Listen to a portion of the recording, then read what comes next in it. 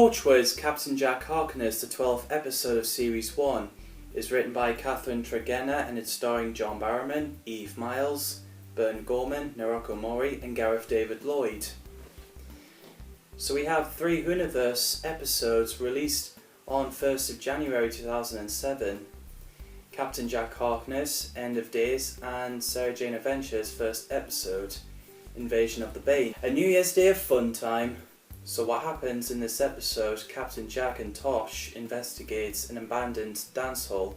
They've got a nice Easter egg where it says vote Saxon, which means vote the Master as the Prime Minister.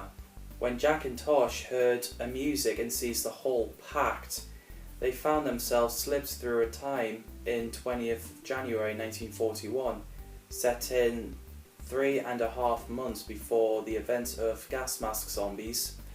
The way Ianto and Owen noticed it, it's kind of like Primeval, a series where anomaly appears and dinosaurs appear from their time to present day, which is interesting stuff. Obviously Tosh can't get through to a hub.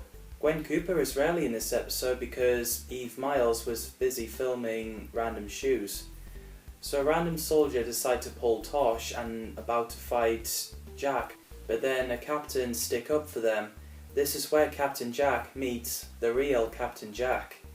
I'm going to call him Captain, even though he's the real Captain Jack. It's just to save the confusion. I think Mark Rippey has done a fantastic job. We learned Captain Jack took the captain's name as he was running away from something and needed a false identity to keep himself hidden. So he took his name.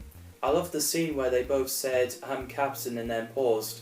It was lucky that the captain said who he is before Jack does, so he decided to take the name James Harper. I wonder what happened if, Jack actually says he was called Captain Jack. He'd be like, hang on a minute, that's my name. Meanwhile, Owen finds Tosh's reports of the day where Diane flew through a rift, and Owen had to let her go, so he wanted to open the rift to get Diane back. They really can't seem to get along. Owen points out that the team doesn't know who Jack is, but Ianto was like, he's our boss, we do what he says. So while Owen tries to open the rift, Ianto shoots him in the shoulder. I think if Gwen was there, she can handle it better.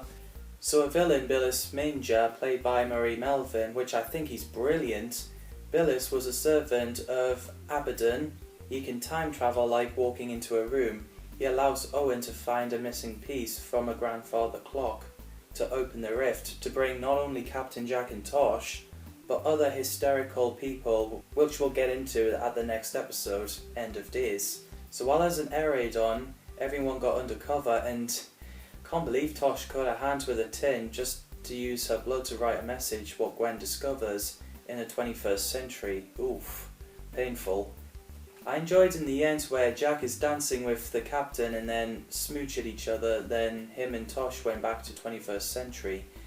Jack and Tosh shared a toast to the late Captain Jack Harkness. This episode has got great ideas, interesting ideas. What do you guys think of Captain Jack Harkness? I mean the episode, not the character, but you can let me know what you think of the character as well. Well, which one? Both of him?